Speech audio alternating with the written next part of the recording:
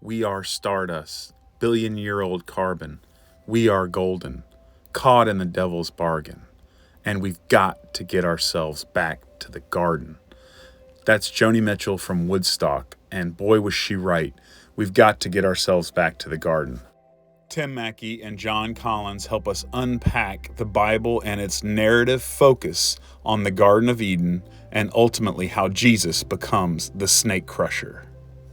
And also, recall all the way back on the Genesis, and there was a promise that exile would be somehow addressed, undone, resolved in some way through a future seed, a descendant of the woman's lineage. Yeah, the seed of the woman. And the Torah has been following intensely through all the genealogies, keeping a particular lineage in front of you that led from Adam to Noah, from Noah to Abram to Isaac, to Jacob. And then it's kind of a showdown between Joseph and Judah. That's how Jacob's 12 sons, two of which are Joseph and Judah. Yeah. And Judah becomes the kingly line. That's right. Which we aren't into the stories of the kings yet. But yeah, he becomes like a royal leader of the tribes. And that seed of the woman promise gets attached to his lineage. So you keep reading. But Joseph becomes important because... Well, he's important as a rival brother of Judah. And what God does with Joseph is, at the poem at the end of Genesis, applied as an image of what God will do with a future seed from the line of Judah. So Joseph becomes a narrative image of that future seed coming from Judah's line. So the seed's going to come from Judah's line, but Joseph is... It's going to do Joseph-like stuff. Joseph-like stuff. Yeah. Okay. Yeah. And then, of course, we then get into Exodus, Leviticus, and Numbers, and we're introduced to the Levites who become... Yeah. It's specifically two descendants of Levi, Moses and Aaron. And then of those two, Moses. Yeah. And so Moses is put in front of us as one with power over the snake. His staff even turns into a snake, and God gives him power to grab it and master Wield it. Yeah. Through Moses, God brings down the biggest, baddest snake in the story so far. King Pharaoh, yep. Destroys him in the waters. And then Moses becomes this heaven on earth mediator who can ascend into heaven and see God's back and know God face to face. Yeah, kind of right at the center of the Torah then is Moses getting access to the garden. Yeah. Space, the mountain garden. The mountain garden. But the cosmic mountain garden. Exactly, yeah. Heaven on earth. That appears on Mount Sinai, but then that heaven on earth garden presence shifts from the top of the mountain to hovering over the sacred tent. And Moses is the primary mediator, even though there is a high priest in the mix. The high priest is an idolater, his brother in the golden calf story. So Moses ends up being this powerful narrative image of the seed of the woman with power over the snake. But then Moses has his own failures in the wilderness exile. And so by the time we reach the end of Deuteronomy, he's saying goodbye to them.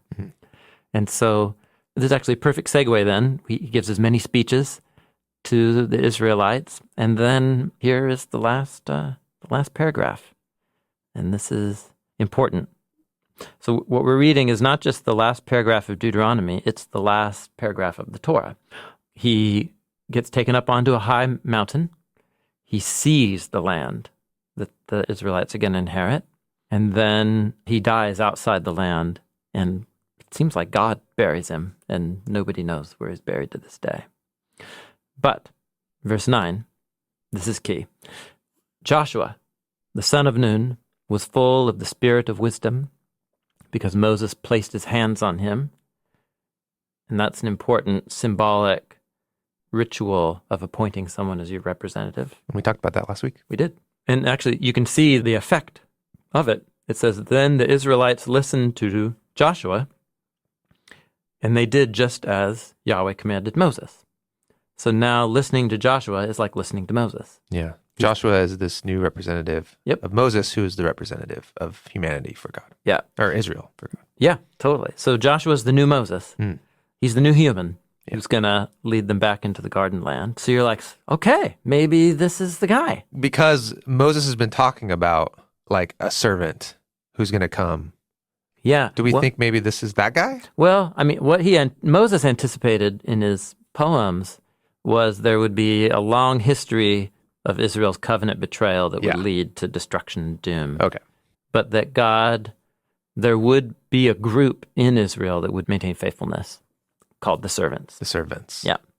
So with that forecast in our minds, Joshua appears and you're like, oh, maybe this is going to be the leader of faithful servants. And we're just going to have to read his story to see what happens next. But what's funny, so after you tee up Joshua and you're like, ooh, bright hopes for the future, then you get verse 10, which tells you, but there has never again arisen in Israel a prophet like Moses. The one who knew Yahweh face to face, and all the signs and wonders and mighty deeds like what he did in Egypt, all that stuff. Yeah, that person's never come. So you're kind of like, oh.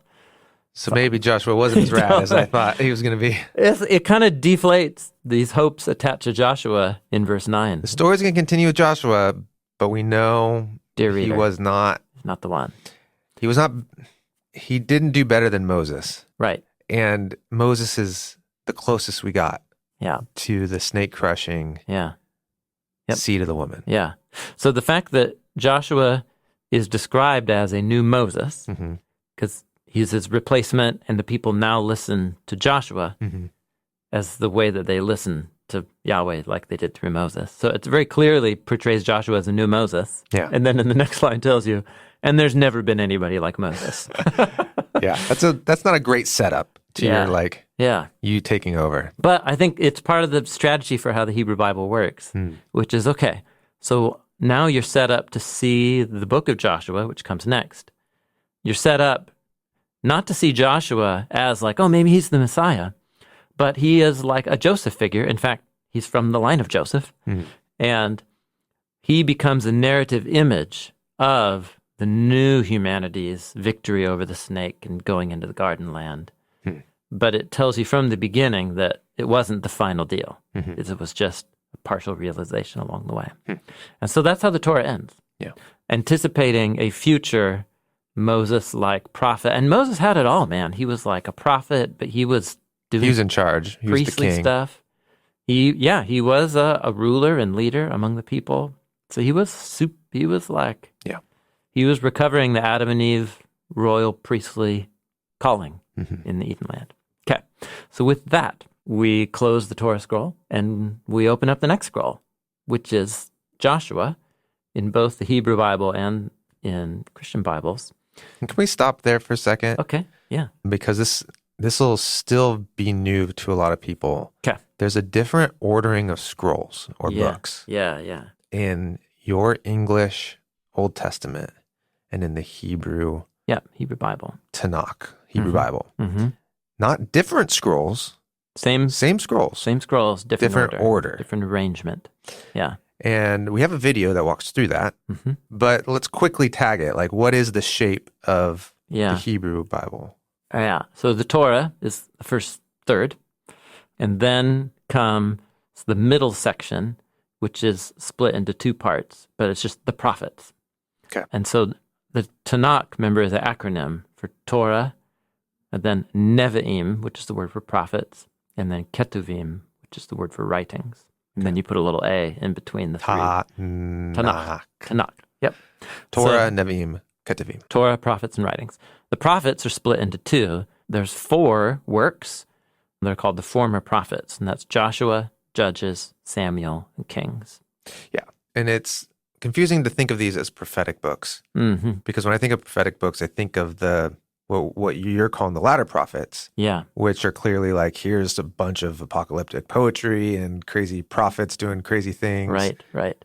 Where Joshua, Judges, Samuel, Kings. Yeah, they're narrative accounts. They almost feel like historical narrative. Yeah, that's right. That's what they are. Yeah, it tells the story of Israel's entry into the land. That's what it begins with in Joshua. And then in the last paragraphs of Kings, it's about the exile of Israel and their defeat by Babylon and their exile out of the land. So why are they considered prophetic books? Yeah, so it's retelling the story of Israel's time in the promised land told from the perspective of the prophets. So, anytime you tell a story, you're telling it from an angle, a certain perspective. Yeah. And so there are many ways that you could tell the story of Israel's history in the land. And the prophets tell that story of one of consistent covenant betrayal and failure, leading them to go right back out of the land from where they came in. Okay. And that history of failure, with a few number of bright spots of different cycles and generations of key leaders throughout the story, fits hand in glove with the second half of the prophets, which is another 4 scrolls of the prophets: Isaiah, Jeremiah, Ezekiel, and the scroll of the 12. Okay. And that's the prophets. 8 scrolls. The prophets, are 8 Total scrolls. 8 scrolls. Total of 8 scrolls. But in your English Bible, that's going to be... They're split apart. Well, they're not together. Yeah. So they're not all contained in one area. Correct. And it's not 8 books. It's actually... Oh, yeah, totally. Because the 12 minor prophets... all get their own book. Are all counted as separate books. And then in our English Kings Bible. and Samuel are split in 2. Yeah. Because they're just big scrolls. Correct, yeah. So what do you got And Samuel. Samuel is split into 1 Samuel and 2 Samuel. So you got 1, 2, you got 6. 6 plus 15. 12 You get plus 21, right? 3, 21. Nice. Math on the quick. Math on the fly. So, and the latter prophets all begin with little narrative introductions. Mm-hmm. So the vision of Isaiah the prophet, which he spoke in the days of, and it'll name a bunch of times and kings and so on. And all that's just a big glowing hyperlink back to the former prophets. So the prophets are all bound together, telling you a story from one end to another, and then going back and presenting 4 scrolls, giving you the words and poetry and writings of key figures during those times that hyperlink back to different moments within the history that you just read. Yeah. It's bound together real tightly. Okay. And it all reflects this perspective that, one, Israel was unfaithful to the covenant, but God didn't abandon, and so God's going to keep handing them over to decreation and ruin and covenant curse and so on. And they just consistently don't get the clue. The Israelites don't. And so it comes about leads up to the ultimate. And we're not dogging on the Israelites. This is this is the story of humanity. Exactly. Yeah. We're meditating on human nature. Yeah. And humanity's exile from heaven on earth by retelling how all these generations of characters are themselves forfeiting Eden over and over and over and over again throughout the history, leading to the ultimate loss of Eden, which is Israel's exile from the Garden Land. Yep. And then the latter prophets come along and reflect on that and say, here's why it happened. And then they also say, but Yahweh's purpose for creation and for his covenant people transcends even their own failure. And he's going to create a new covenant family through whom he's going to restore the Eden blessing to the world and send that snake-crushing seed.